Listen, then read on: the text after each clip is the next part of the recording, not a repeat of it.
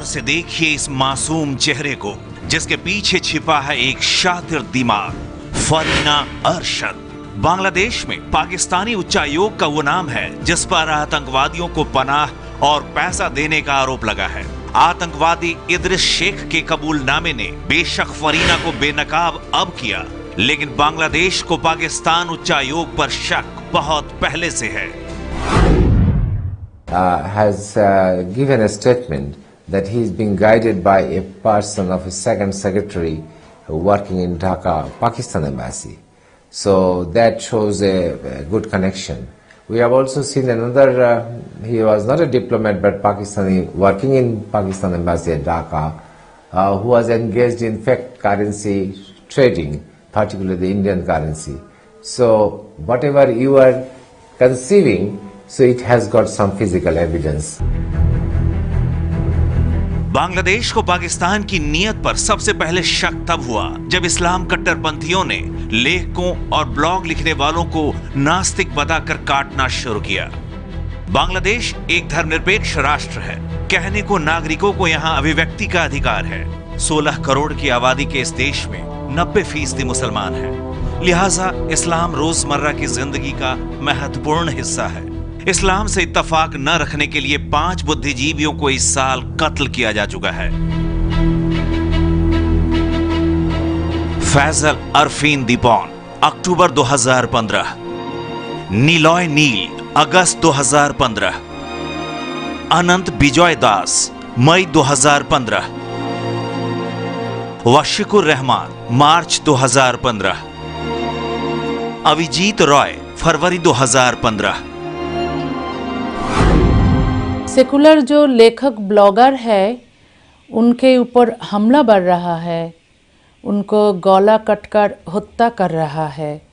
जो लोग ये कर रहा है वो तो टोटली ब्रेन वॉश्ड है और शरिया कानून चाहता है। 7th सेंचुरी का कानून 21st सेंचुरी में लागू करना चाहता है। इस्लाम के कोई क्रिटिसाइज करे वो नहीं चाहता है। साहित्य समाज का आईना कहा जाता है। सामाजिक निर्माण में किताबों की अहम भूमिका है। किताबें इंसान को बदल सकती हैं और समाज को भी। अर्थशास्त्र में पोस्ट ग्रेजुएशन करने के बाद फैजल की ये सोच उन्हें सिविल की परीक्षा में जुदा कर गई। अफसर बनने की बजाय फैजल पब्लिशर बने। साहित्य छापने वाले बांग्लादेश की राजधानी ढाका में जागृति प्रकाशन के मालिक फैजल अरफीन दीपोन। बंग बंधु मुजीबुर रहमान के देश को साहित्य से बदलने का सपना देखने वाली ये लौ 31 अक्टूबर को हमेशा हमेशा के लिए बुझ गई। फैजल के जीवन का मिशन अधूरा रह गया। इस्लामिक कट्टरपंथियों ने दिन दहाड़े उसे जागृति प्रकाशन के दफ्तर में ही काट डाला। Dipon falling on the floor. The floor has a layer of blood. Became thick. I felt that the sky broke down on my head. On the back, just below the head, it was cut deeply. Side, yes, overpowered, and in that way. Sir, उस दिन तुम कहाँ थे जब फैजल की हत्या हुई?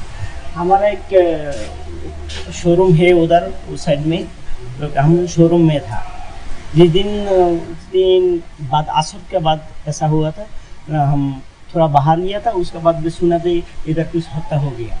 उसके बाद में किसका हो गया जो बोला जो हमारा वो जो प्रकाशवाली कोई दीपन भाई का कोई आदमी हत्या करके चल गया, ऐसा कातिल करके चल गया।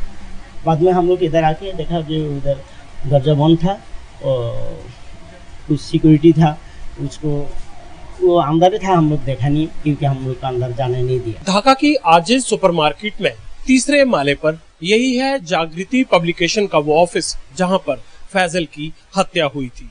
हालांकि उसकी हत्या के बाद उसके परिवार ने ये दफ्तर बंद कर दिया है, लेकिन जिस दिन हत्या हुई उस दिन ये शटर खुला था, लेकिन इसके अंदर जो लकड़ी का दरवाजा था वो बाहर से लॉक था।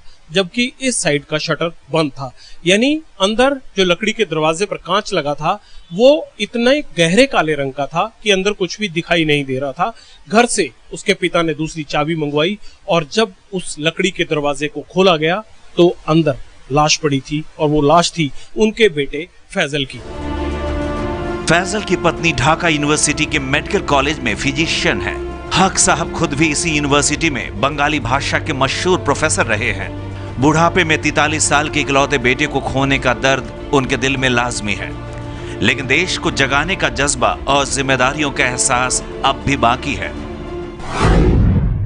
Fully told them clearly, I do not want the trial of my son. I want that better sense prevail. If better sense prevails in the country, that will be the justice for my son's murder. I also told them what will happen if somebody is hanged, if somebody put to the jail. आखिर क्यों की गई फैजल की हत्या, ये जानने के लिए 2 किताबों पर गौर करना होगा, द वायरस ऑफ फेथ और फिलॉसफी ऑफ नॉन बिलीवर्स। दोनों किताबें फैजल के स्कूल के दोस्त अभिजीत रॉय ने लिखी थी। बांग्लादेश के इस्लामिक कट्टरपंथी अभिजीत को नास्तिक मानते थे, उनकी हत्या कर चुके थे। बावजूद इसके जागृति प्रकाशन ने अभिजीत की किताब द वायरस ऑफ फेथ को छापा। यह किताब फैजल की जिंदगी की आखिरी किताब बन गई। Dipon published 2 books of Abhijit Rai, one of his school friends. Abhijit was a professor in an American university. He was a very good student. Dipon had very good relation with him, friendship, since school life. In those books, there are criticisms of religions, all religions, but in particular Islam. Religion and matters of faith are not good for mankind, for progress. Such many things were written. All those things I don't like to tell, but a very drastic criticism of religion and faith of any kind. A kind of non-believer stand. Abhijit's stand is non-believer, not to believe in any religion. Dipon had no such opinion. Dipon had respect for religions. अभिव्यक्ति के बदले मौत बांटी जा रही है, खासकर उन लोगों को जो धार्मिक कट्टरता पर कलम के माध्यम से सवाल खड़े करते हैं। बांग्लादेश में पिछले 18 महीने में 11 लोगों की हत्या हो चुकी है। इनमें पत्रकार, प्रकाशक और लेखक शामिल हैं। अभिजीत रॉय की हत्या इसी ढाका यूनिवर्सिटी के कैंपस में पुस्तक मेले के दौरान हजारों लोगों के सामने हुई, लेकिन किसी ने कातिलों को पकड़ने की हिम्मत नहीं की। अभिजीत एक ऐसी वेबसाइट चलाते थे जो धार्मिक कट्टरता के बंधनों को नहीं मानती। इन हत्याओं के पीछे किन कट्टरवादी संगठनों पर शक जताया जा रहा है, उनकी भी चर्चा करेंगे। लेकिन पहले एक नज़र उन लोगों पर जिन्होंने निर्भीक लेखनी के लिए अपनी जान गंवाई। ढाका के software engineer Abhijit Roy America के जॉर्जिया में रहते थे। उनके पिता ढाका यूनिवर्सिटी में फिजिक्स के प्रोफेसर थे। अभिजीत ने ढाका यूनिवर्सिटी से मैकेनिकल इंजीनियरिंग की पढ़ाई पूरी की और फिर सिंगापुर की नेशनल यूनिवर्सिटी से एमफिल और पीएचडी करने के बाद 2006 में अमेरिका चले गए। अभिजीत का धर्म में विश्वास नहीं था, वो विज्ञान की बात करते थे। साल 2002 में उन्होंने मुक्ता मोना नाम से एक वेबसाइट शुरू की, जिसका मतलब था फ्री थिंकर, यानी आजाद सोच के मालिक। अभिजीत ने 14 किताबें लिखी, चाहे उनकी वेबसाइट हो या साहित्य। धर्म पर करारी चोट करते थे अभिजीत, खासकर इस्लामिक कट्टरपंथी उनके खून के प्यासे हो गए। सोशल मीडिया पर अभिजीत को धमकियां मिलने लगी। They are not educated people. Probably they have, and most of them are product of madrasa system of education, and even they have not learned the madrasa education properly and became the members of the fundamentalist organization.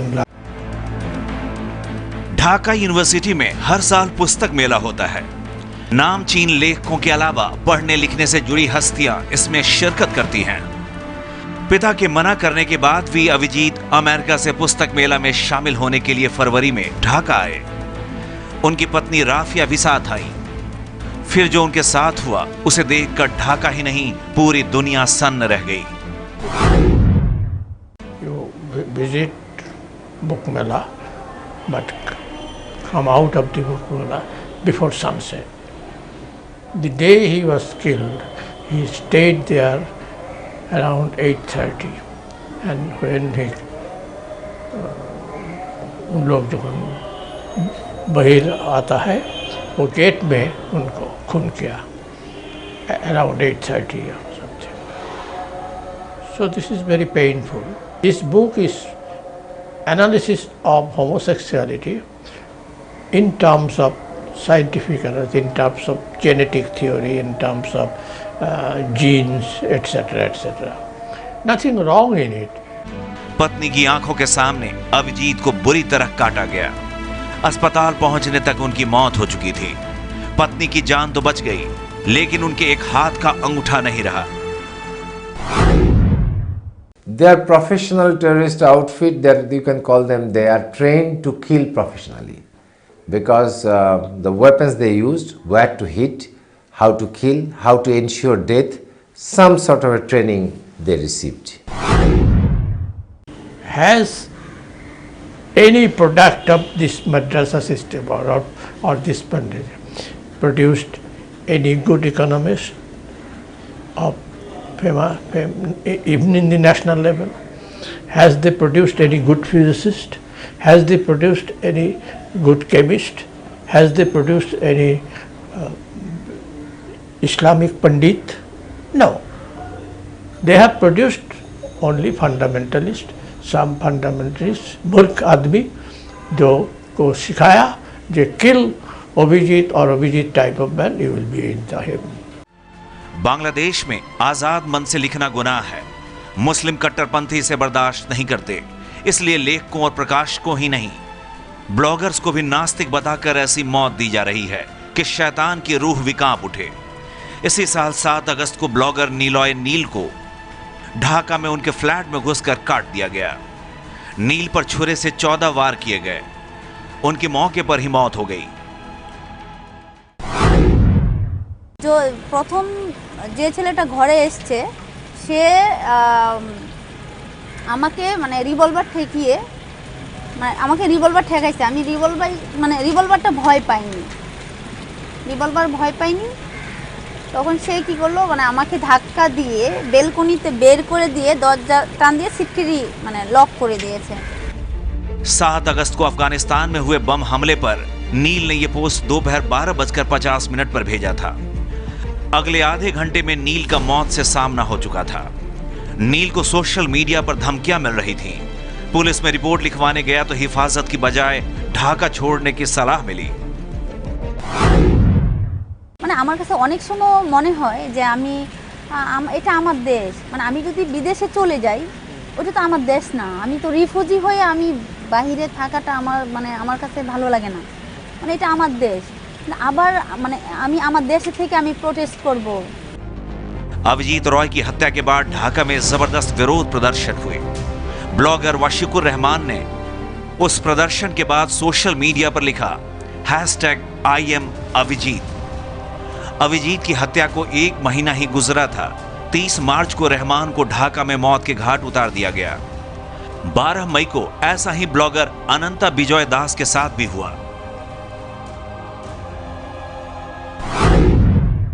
Bangladesh secular country था, ये लोग बांग्लादेश को Islamic fundamentalist country बनाना चाहता है। सरकार freedom of expression को importance नहीं दे रहा है, नास्तिक ब्लॉगर्स के किलर्स के खिलाफ एक्शन नहीं ले रहा है। अगर वो एक्शन लेंगे तो सरकार को लोग नास्तिक कहेंगे और धर्म का मानने वालों लोगों का वोट नहीं मिलेगा। इसका डर है हसीना सरकार को। ढाका पुलिस ने इन हत्याओं के लिए कुछ आरोपियों को पकड़ा, लेकिन पीड़ित परिवारों को लगता है कि बांग्लादेश की सरकार और पुलिस जांच के प्रति गंभीर नहीं है। जो पकड़े हैं वो हत्यारे नहीं, धमकाने वाले हैं।